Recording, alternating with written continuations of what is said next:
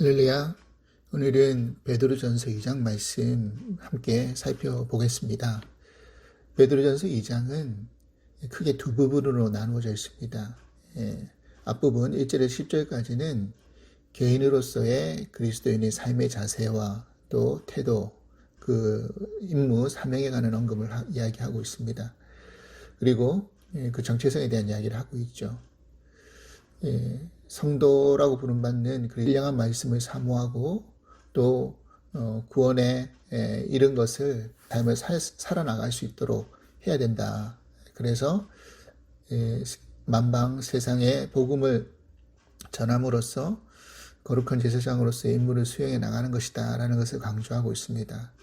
그리고 11절 이후부터 마지막까지는 공동체 일원으로서 우리 성도들의 삶의 자세에 대한 교훈입니다.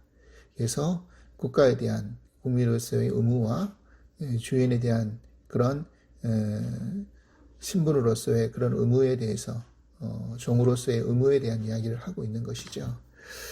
일단 오늘 주로 다루고 싶은 내용은 뭐냐면 개인으로서 우리가 구원받은 자로서 거룩한 생활의 당위성을 강조한 베드로가 하나님의 거룩한 백성으로서 과연 무엇을 위하여 어떻게 살아야 되는지에 대한 관점을 이야기하고 있는데, 우리가 개인으로서 어떤 삶을 살 것인지, 구원받은 성도로서 어떤 삶을 살 것인지에 대해서 진지하게 우리도 함께 같이 고민하고 또 기도 제목을 삼을 수 있는 시간 될 수 있길 바랍니다.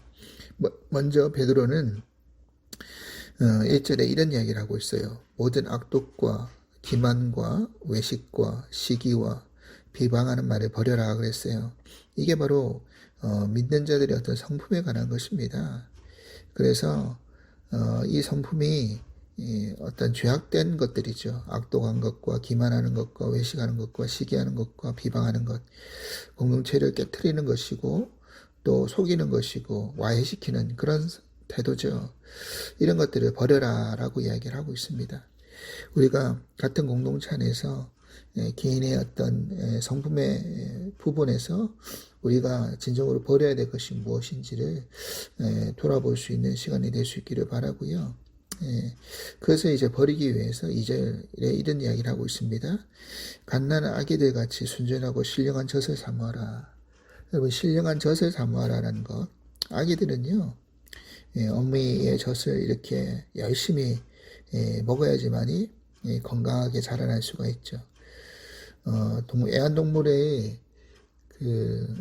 갓 태어났을 때 어미의 젖을 열심히 먹은 그 새끼와 그렇지 않은 새끼의 어떤 건강의 정도와 크기 정도가 완전히 확연히 차이 나는 것을 볼 수가 있습니다.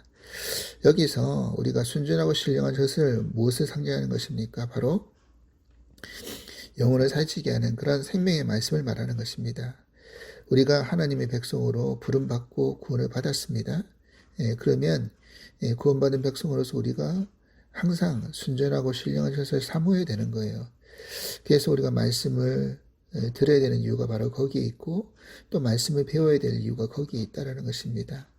그리고 그 다음에 그로 말미암아 너희로 구원에 이르도록 자라가게 하려 합니다. 구원이 자란다라는 이 표현이 무슨 의미냐면 우리가 하나님 앞에 받은 구원이 이 땅 속에서 성화의 삶으로 성장해 나가는 것을 말하는 것입니다. 그것이 이제 구원에 이르도록 자란다.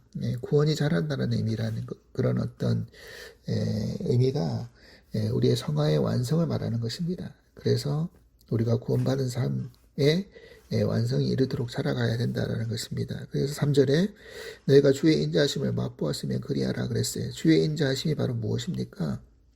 바로 주님이 우리에게 인자를 베푸신 그 십자가의 사건을 말하는 것이죠. 그것을 우리가 경험했다고 한다면, 그것을 믿는다고 한다면 그렇게 나가야 된다는 것입니다.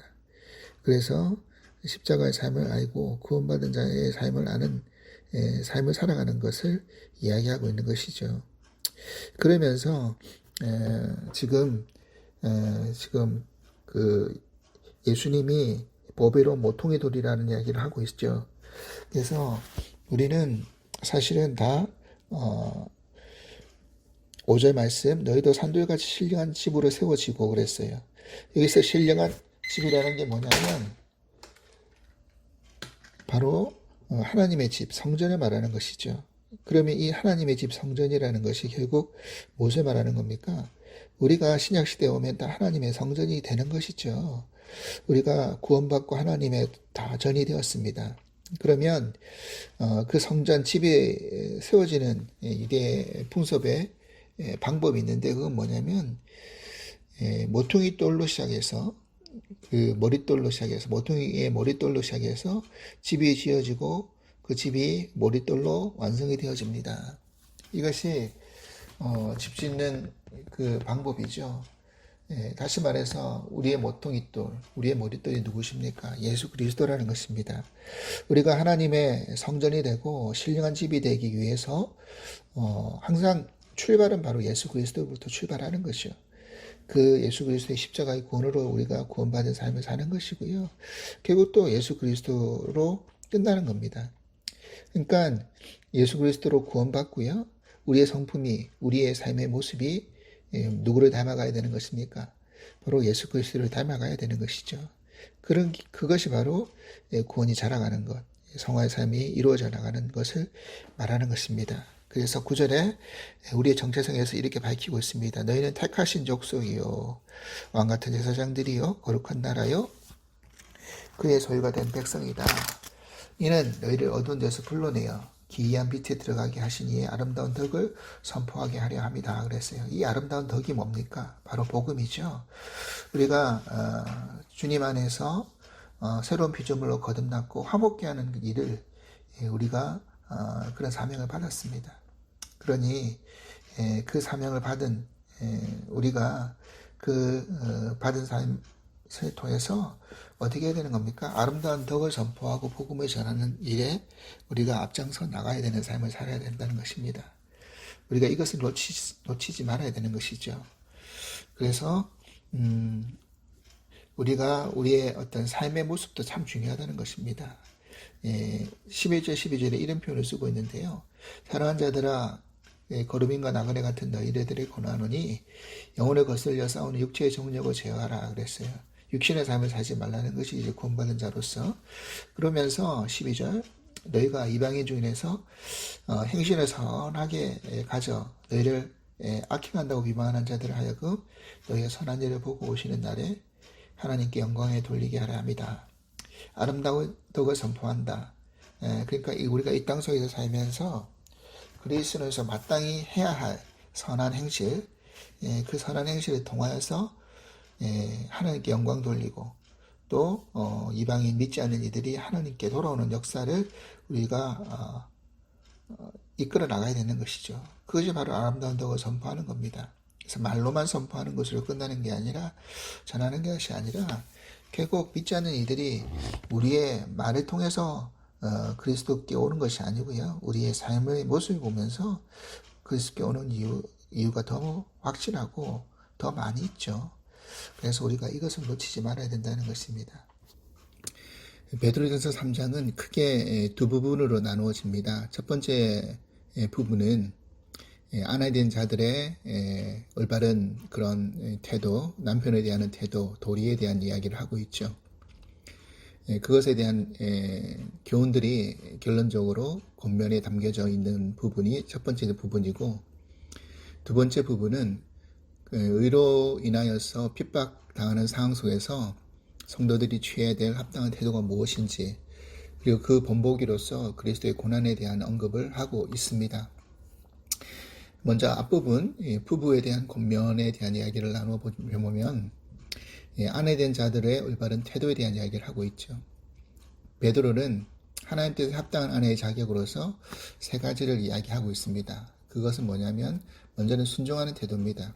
지금 이 당시에 이 아내들은 특별히 이교도의 남편을 두고 있는 아내, 그리고 불신자의 남편을 두고 있는 아내를 이야기하고 있죠. 오늘날에도 불신자 남편을 두고 있는 많은 성도님들의 가정들이 있죠. 근데 그 당시에도 마찬가지로 신앙생활과 가정생활의 조화가 큰 문제로 대두가 되었다고 합니다. 기독교의 가르침을 제대로 이해하지 못한 성도들은 남편에게 순종하지 아니함으로 말미암아 덕을 끼치지 못하는 경우가 많이 있었던 것이죠. 그래서 베드로는 아내가 남편에게 순복하고 순종함으로 말미암아 가정의 평화가 유지되고 믿지 않는 자들에게 덕을 끼치는 그런 역할을 하는 것입니다. 그래서 여기서 말하는 순종이라는 것이 일방적인 어떤 굴종을 말하는 게 아닙니다.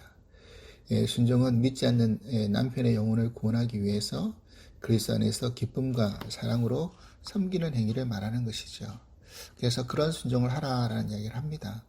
결국 남편이 어떻게 변화되느냐, 믿는 아내가 정말 그 남편을 위해서 사랑하고 섬겨주고 또 그렇게 바른 삶의 모습을 보여줄 때 그 남편이 변화되는 것이지, 아는 것과 지식과 또 어떤 판단을 가지고 남편을 재단하기 시작하면 그 남편은 절대로 그리스도로 개정할 수가 없고 돌아올 수가 없겠죠.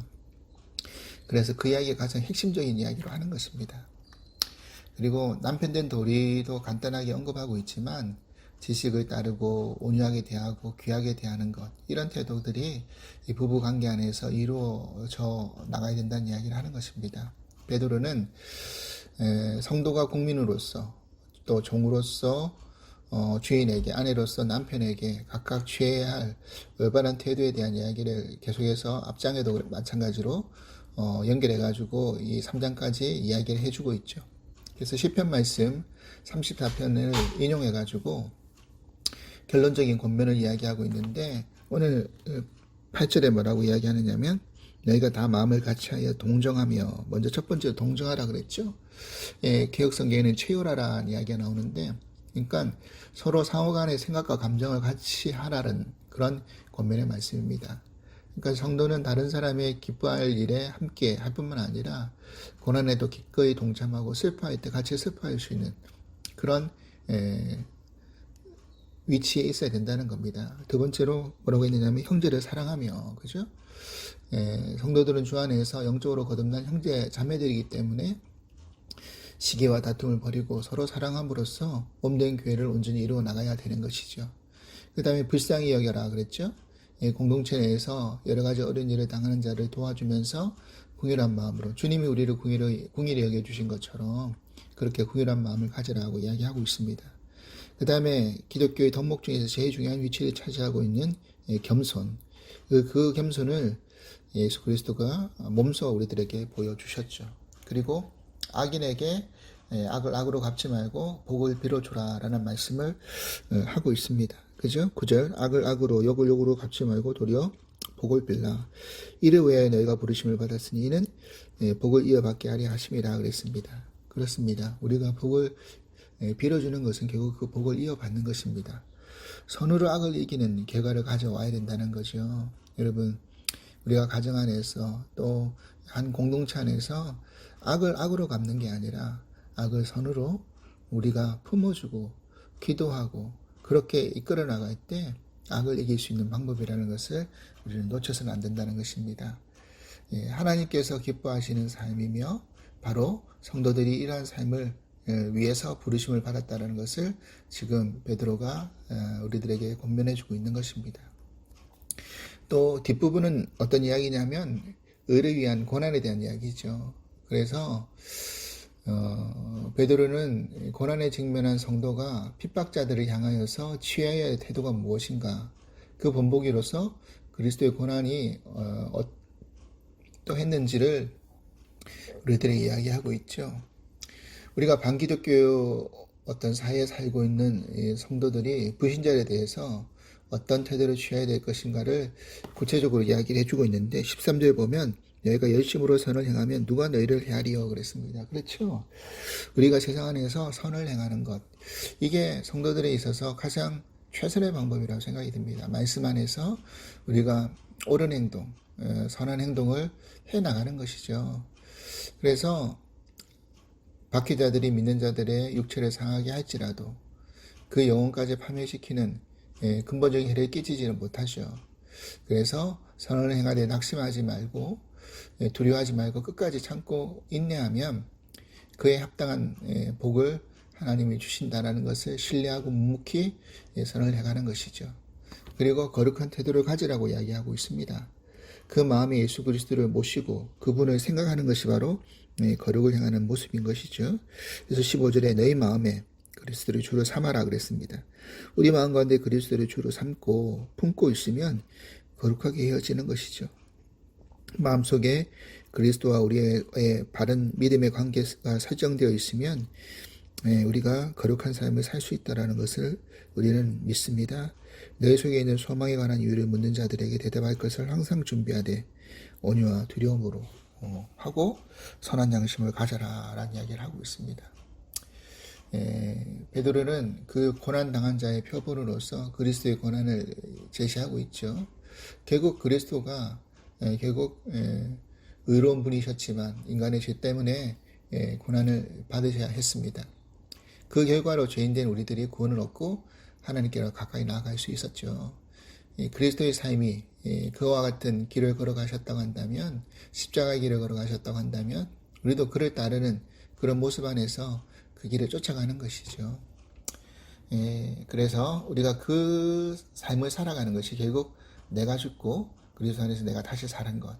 그래서 베드로 이 전서 3장의 마지막 세례에 대한 이야기를 할 때 노아의 홍수 이야기를 하지 않습니까? 그것을 세례로 비유하고 있습니다. 노아의 그런 역사적인 사건을 예수 그리스도의 세례의 원형이라고 이야기하는 이유가 뭘까요? 그것은 바로 세례라는 의미가 결국 나의 옛사람은 죽고 영적으로 새로 태어난다는 것을 의미하는 거잖아요. 그래서 노아가 물 안에서 무심판을 통해서 다시 살아났자. 그것이 이제 마치 세례와 같다라는 것을 우리는 기억하는 것이죠. 그래서 우리가 이처럼 나의 옛 모습은 죽고 새롭게 태어났다라는 것을 기억하면서 고난 가운데 어려움 가운데 우리가 주님의 걸어가신 그 십자가의 길을 따라가는 것이 바고 내가 죽는 길이고 또 내가 다시 새롭게 태어나는 길이라는 것을 우리 모두 기억하면서 그렇게 우리가 거듭난 삶의 믿음의 길을 걸어갈 수 있는 저희 모두가 될 수 있기를 간절히 기도합니다. 하나님 아버지 감사합니다. 우리가 이 땅 안에서 여러 관계 속에서 어떠한 삶을 살아야 될지를 다시 한번 깨닫게 해주시니 감사를 드립니다.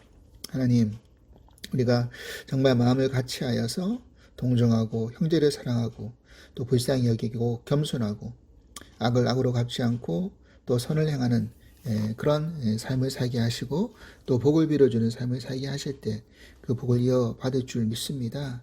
하나님, 그리고 우리가 열심으로 선을 행하고 또 의를 위하여 고난받는 것을 두려워하지 아니하고 우리 마음속에 그리스도를 주로 삼아서 거룩한 삶을 살아갈 때 그 선한 양심을 통하여서 믿지 않는 자들이 핍박하는 자들이 다 돌아오는 그런 귀한 역사 일어나리라고 믿습니다.